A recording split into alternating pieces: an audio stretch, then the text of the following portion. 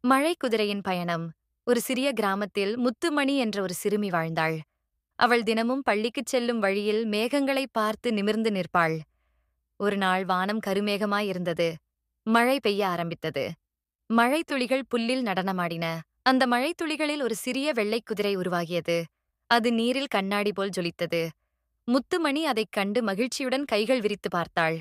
குதிரை தண்ணீரைத் தட்டி வானவில் வழியாக பாய்ந்து சென்றது. முத்துமணி அதன் பின் குதித்து ஓடினாள்.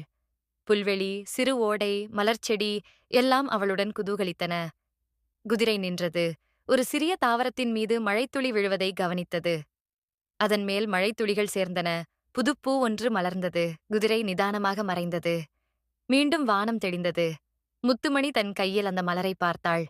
அது இன்னும் துளியுடன் ஒளிந்திருந்தது. அவள் இதமாய் சிரித்தாள். மழைக்குதிரை விட்டுச் சென்ற நினைவாக அந்த மலர் அவளது பள்ளிப்பையில் இடம்பெற்றது.